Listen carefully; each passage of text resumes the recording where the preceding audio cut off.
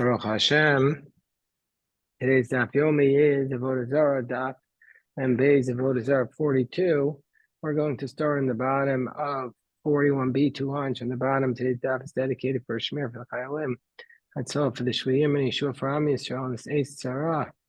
Daf yomi discusses the concept that if the Gemara is on a tangential topic of whether or not something that's an uncertainty can override a certainty, a suffix motzi midei vade. The Gemara assumes it cannot, and this is related to the issue of if you find a piece of idolatry, which was certainly idolatry, and now it's broken, and the Gemara says since it's only a question of whether or not it was nullified, it was broken intentionally, therefore it can't override the certainty that it was an idolatry. So the Gemara says, is that really the case? Is it really the case that a doubt cannot override a certainty? But Tanya, what about the following brisa, which appears in two other places in Shas, that Amar Rabbi Yehuda Maisa b'Shif Chaso? There's a story of a maid of a maitzik. This is a Jew, the maid of a Jew. Shalmeitzik echad b'Rimon. They were in a place called Rimon. Sheitila nefel bear. She threw a fetus, an aborted fetus, Rahman al into a pit. Uba Kohen v'hitzitz, and the Kohen looked over the pit. Leidam zachar nekeva, to know whether or not the baby was fetus was a male or female. If it was a male, the mother would be tummy for 7 days. If it's a female, it would be tummy for 14 days. So, but the Kohen looked over it, and thereby he himself became tummy if there would have been a baby. And the matter came before the sages with Tiaru, and the Adam said that the Kohen is not tamei because there's animals there, and those animals presumably either moved or consumed the fetus. But this case, so we say the Kohen's not tamei. That she certainly threw a fetus there, suffix or suffix oguru. We're not, and it's just a doubt whether or not the fetus was moved by the animal. And the doubt comes and overrides the certainty. So we see from here that a case of a suffix can override a vade, a doubt ruling can override, a doubt status can override a certain status. So the Gemara says, no, lo tema hitila nefel abor. Don't say that she actually threw a certain fetus into the pit. Say he threw something that was like a fetus into the pit. That's what he did. Something like a fetus into the pit. So it was a suffix overriding another suffix. It wasn't two vadais. Where it says, doesn't the Brisa say to know whether it was a male or a female? So it was certainly a fetus. So the Gemara says, no, this is how you read it. This is how you read the Brisa. To know if he looked over into the pit to see if he had thrown, if she had thrown just like some air or an actual fetus. And if it was a fetus, know if it was male or female.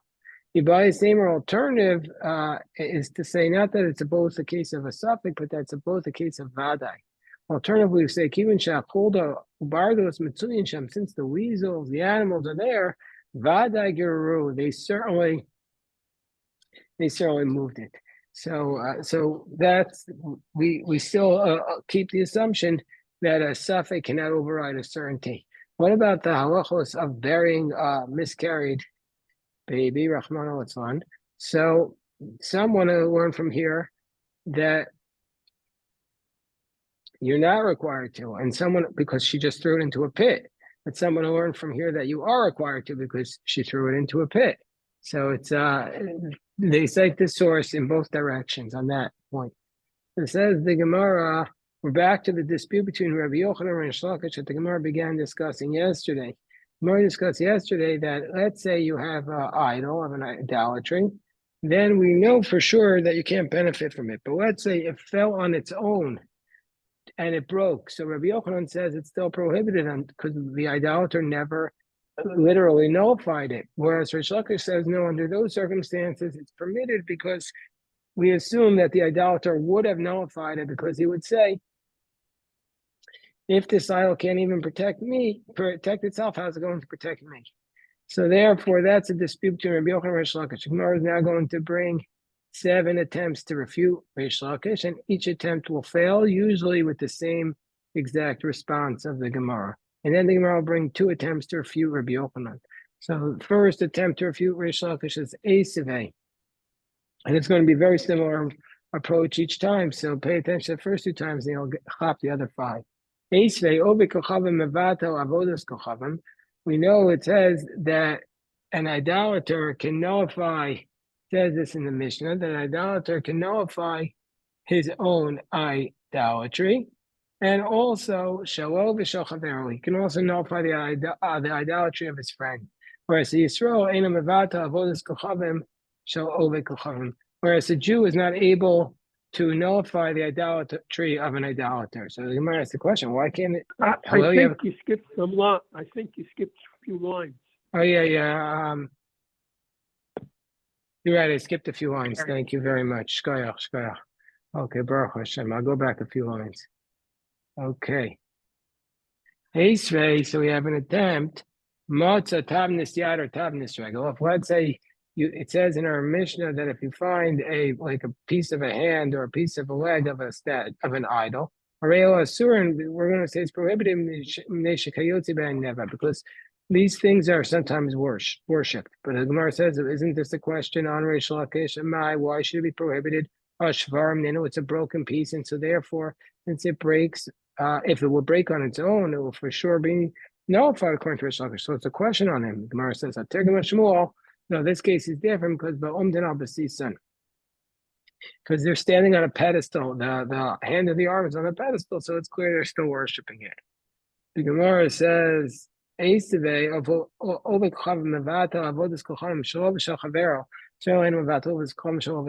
a Jew is able to nullify. A Jew cannot nullify the idolatry of an idolater. And why not? Is no worse than idolatry that broke on its own, which is, according to Reish Lakish, nullified. So isn't the question on Reish Lakish? Amar Abaye shepechasa. Now we're talking about a case where it's still in existence. It's just like deformed a little bit. And so that's why it's still in existence. And versus might have it. What do we care if it's just deformed? We say if it's deformed, even if all the pieces are still there, the idolatry is nullified. The Gemara says, yeah, Hani Mili de Pachasa Ovi Kochavim. That's where idolater deformed it. But if a Jew deformed it, it would not be nullified. Whereas Rabbi gives another answer. He says, no, if the Jew deformed it, it's also nullified. So if that's the case, why in this case is the idol not nullified? So Rava says, and this is an answer we're going to give many times in the staff, Rava says, it's a gezerah, it's a decree. Dilma Magboy, maybe the Jew, when he picked it up to deface it, first he decided to acquire it, to worship it, and then and only now he wants to nullify it. Over this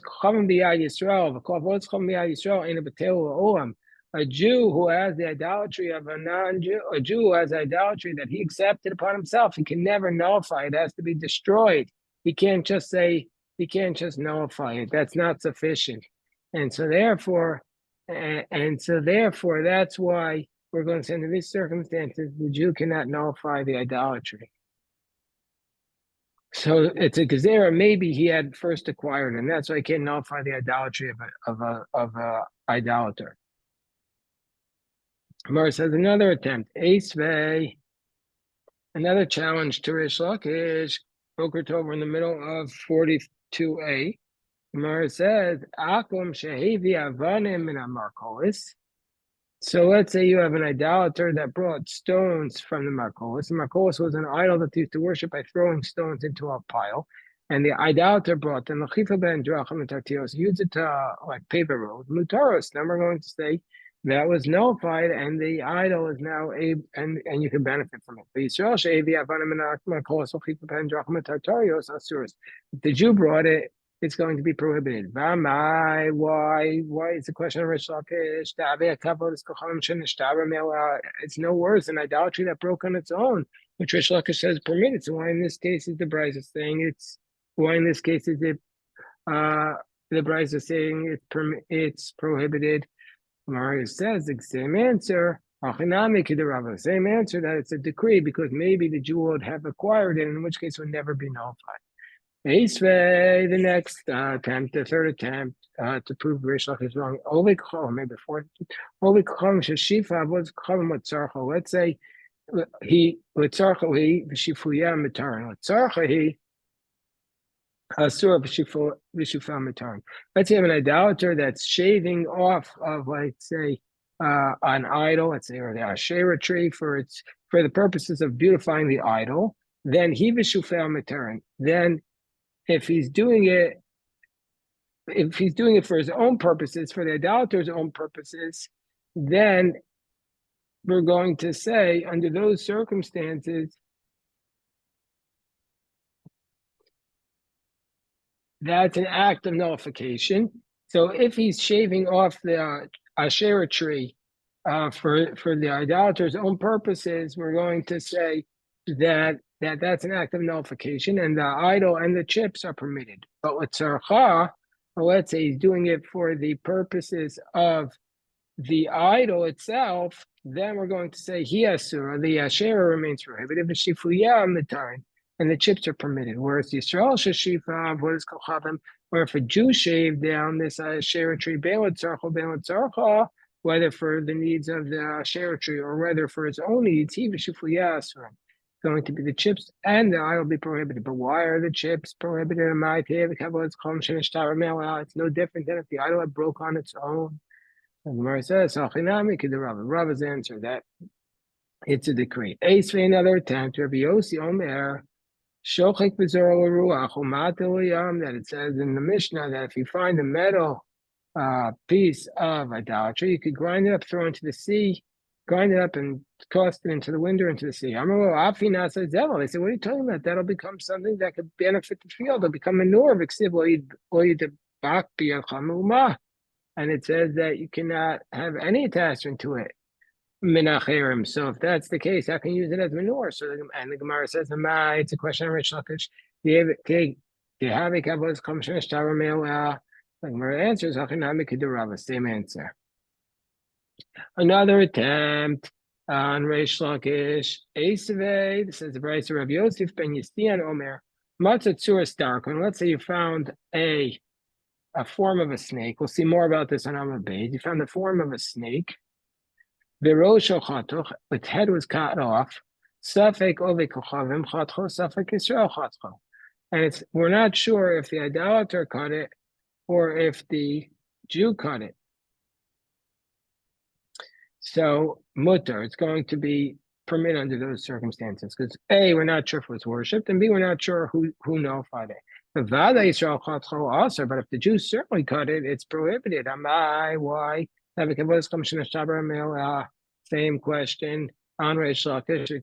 No worse than if it broke on its own. And the Gemara answers, no, same answer that it's possible that you acquired it when he picked it up.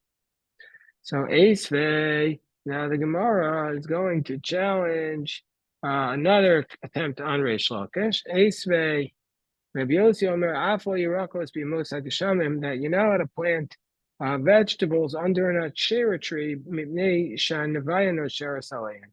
because the foliage is going to fall down upon them, and that's good for you're getting benefit from the Asherah tree. Why? Why don't we say that the foliage falling down, the leaves, is like if it broke on its own, it should be permitted? It's a question of Rish Lakish. Now we give a different answer. Shani Asam, the Ikar Avodas Kochavim Kayam. Now that case is different. There, in that case, the tree was not nullified. So therefore, the foliage that falls off from it is going to remain prohibited. Mara says, what are you talking about? We're on top of 42b. And what about the comparison to the case of the price of the wood shavings from the Asherah tree? The Ikar Avodas Kochavim Kayam asked that there we say that the main aspect of the idolatry is in existence, Vikatani Litzorcha he asura, and we say that if it's for the purposes of the Asherah tree that you shave it down, the Asherah tree is prohibited, V'shifuyam mutarin, and the shavings are permitted. So too here also, according to Rish Lakish, the leaves should be permitted. So Rafuna Breder Ravishu Amar Lafishain Avoz Kam Batla Derakadilas. No, that's not considered nullifying it. That's the way, the normal, typical manner in which the idolatry grows, and so therefore that's not going to be considered nullification. So now that we rejected 7 questions against Rish Lakish, now we're going to bring 2 questions against Rabbi Yochanan. Rish Lakish, Rabbi Yochanan.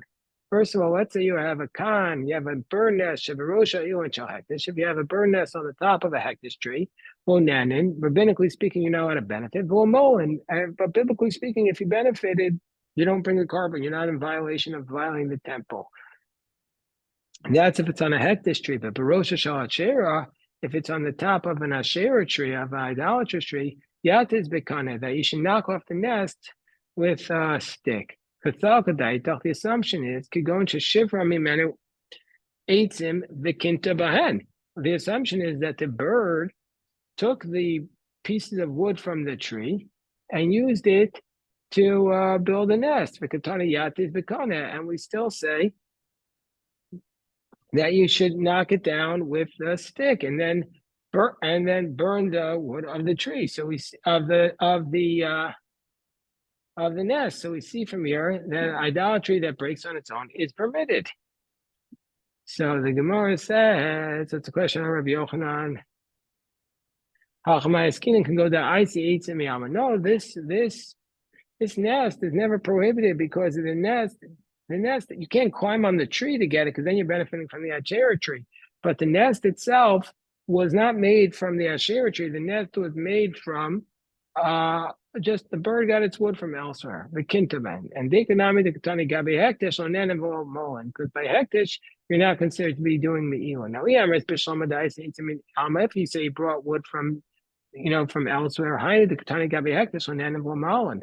That's why it says by hektish you're not out of benefit, and it's not considered me'ila. Well, rabbinically speaking, we make a decree.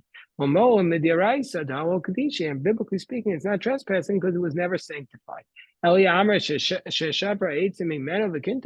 say that the bird broke off pieces of wood from the tree and used it for the nest, then why is it not considered biblical trespass? And it was sanctified. The Gemara says, Midi area. The Gemara says, what kind of proof is that that we're talking about a nest that was made from other trees? It's possible to say they took it from this tree, and hacha begidulin means to say you can't bring a proof from the Bryce itself. Why? Hacha begidulin abanu achar mikan askinan. This is talking about. It could be talking about growth of a tree that grew after the fact, because savar a mila begidulin. And the assumption would be that since it grew after the sanctification, there is no biblical meal on there. Okay, so the Gemara says, Rabbi Avo, Amar Rabbi Yochanan, my yatis. So the Gemara says that Rabbi Avo says, another answer, Rabbi Avo says, in the name of Rabbi Yochanan, that what does it mean that you knock down the nest? It doesn't mean and which I tried to say for it's proof that Rish Lakish says it's permitted because you could use the nest. No, what does it mean? My yatis? Yatis be'efrochen. So no, what it means is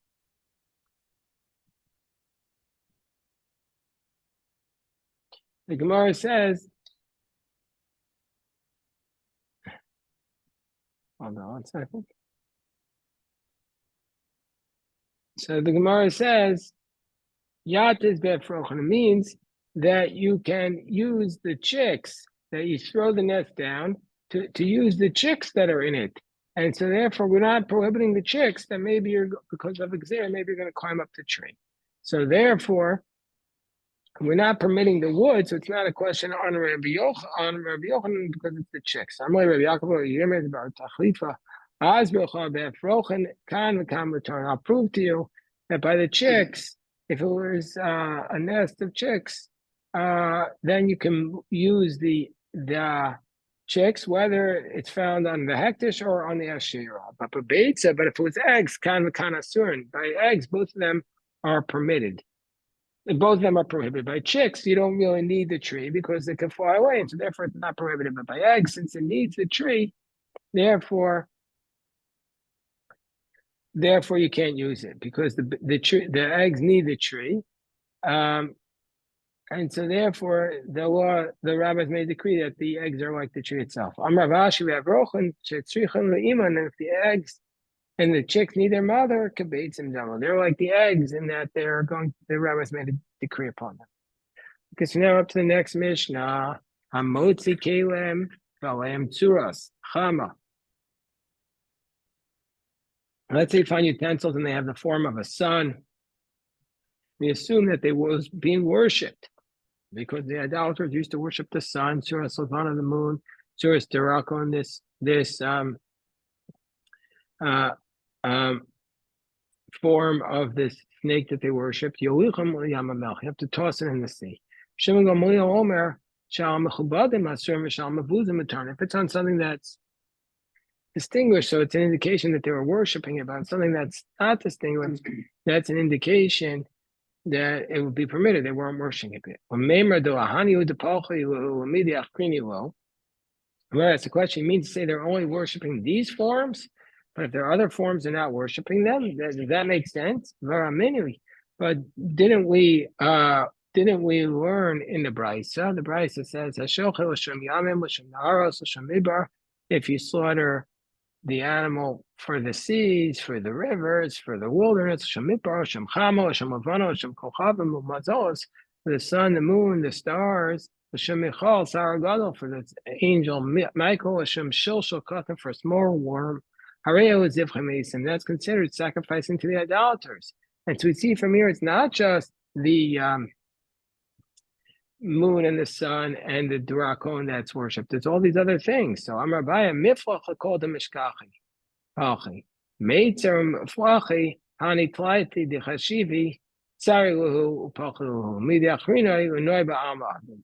So Baya says that you would worship anything they would find. Anything they would find, they would worship. But Meitzer Mflachi, but to draw something in order to worship it, these three things they would draw and worship it: the moon, the sun, and the snake. But other things they wouldn't do. So now we have a beautiful phrase. Mankit Rav Sheishes Chumri Masnaisa. Now Rav Sheishes went ahead and he collected the Chumri Masnaisa. What is this? Rashi tells us Malaki Mishnayos Hachamuros L'Tartzin. He set out for himself to gather the most difficult Mishnayos in order to try to explain them. And he would say in the base medrash, so that they would pay attention to study them. So that's how Rashi understands it. But the Tosfos cites the position of Rashbam, Kloa de Brisa. He set out to figure out the general rules of the Brisa. To have a kamin chomer, like material, shekosher rekol and dvarim harbe b'kol echad. He puts them many into one general rule. So now the Gemara, back to the question. So we have here Rav Sheshes gathered up the Chumrei Masnaisa, Betani, and he taught Kol Mazalos Mutarin. All the Mazalos you're allowed mutar. It's a very opaque brisa. So he says the three statements in it. First, all the Mazalos are Mutarin, Chutz mi Mazal Chama Lavana, with the exception of the constellation of the sun and the moon, the Mazal, whatever the Mazal means. Number two, called Partsufim Mutarin, all the faces are permitted, Chutz mi parts of Adam, with the exception of the face of the man. And number three, called Tzuros Mutaros, all the forms are permitted, Chutz mi Tzuros Darkum, with the exception of the form of the snake. So three things. All the mazalos are permitted except for the sun and the moon, all the faces are permitted except for a human, and all the forms are permitted except for the form of a snake. So let's analyze this. Amar kol mazalos mutar, all the mazalos are permitted, chutz mi mazal chama levana, except for the moon and the sun. Hachamai eskina, what are we talking about here? If we're talking about a case where, if you say we're talking about a case where you actually have drawn the mazalos, and the Braysh is saying that you could draw all the other mazalos except for the moon and the sun. Iba also call mazalos mishari. Then why are all the other mazalos permitted? It says, You're not allowed to draw the other mazalos. It's not permitted. It means if you find the other forms, we're going to say it's permitted, except for the moon and the sun. If you find it, not that you made it. It says, those three you have to throw into the sea, but the other things, so you can keep. So the first thing is, it's prohibited, it's permitted if you find it, except for the moon, the sun, and the snake. And the Gemara says, but what about the next case? Even Motse, if you were saying it's talking about a case where you found it, then what about the next case? Call it Partsufos Matern. What's the parts of them? All the faces are permitted except for a man. But even Motse, if you say it's talking about a case where you found the parts of other miyasar, the face of man is not prohibited. But our Mishnah is saying you throw into the sea only if you find the moon, the sun, and a snake, not a man. And parts of other modes. You find the face of a snake, but not a man.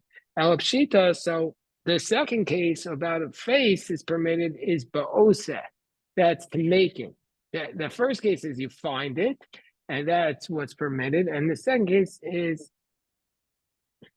that where is it prohibited to do?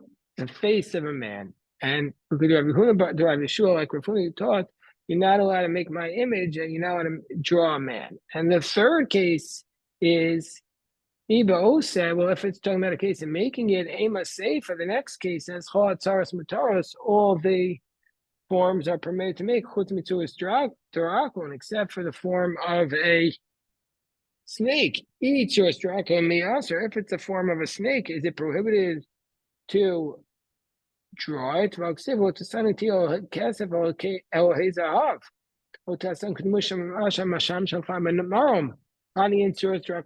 just prohibited to make like the stars in the sky, the heavens, but it's not prohibited to make a snake, to draw a snake. So the last case is where you found it. So the first case is where you find it. The second case is where you draw it. And the last case is where you find it. And it gives a proof. So therefore, we see Reish of a Sefer b'motza. The first cause and the last cause is with a you find it. In the middle case is where you drew it. Does that make sense? So that the Bryce is talking about different scenarios. Amarbaya in Reish of a Sefer b'motza and Mitziyasa b'ma'isa.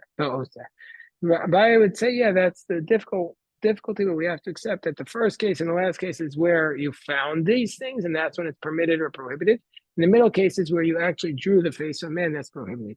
Rava gives a different answer. He says, Kula b'motza, says all three cases are where you found it. Umitziyusa, and the middle case where it says that you can't, where it says that you're not allowed to find the face of a man, according to this approach, is Rabbi Yehuda. Tanya, Rabbi Yehuda, Mosif Aftmus Menika Visar Apin. That he says that you're not allowed to keep, that it's prohibited a utensil which was drawn the face or the form of a nursing woman, and also the form of a man who became an officer. Menika al Shem Chava, Shemenika Kolam Kulo. The reason why they drew the form of a woman on a utensil was because she nursed the whole world. Sarapim al Shem Yosef Shasar. Mephis is called Om Kulo because it's Joseph it's like Joseph that he sustained the whole world. Who did not get Griva? And this case where it's prohibited is it's where the Chakayel, it's where Joseph, the image of Joseph, would be measuring something. The Nakta Ben the Kamanika. And where is the nursing woman prohibited? Where she's nursing a child, where she's holding a child and nursing. Okay, we'll stop here. Today's daf is beautiful daf. Yes, Shakar.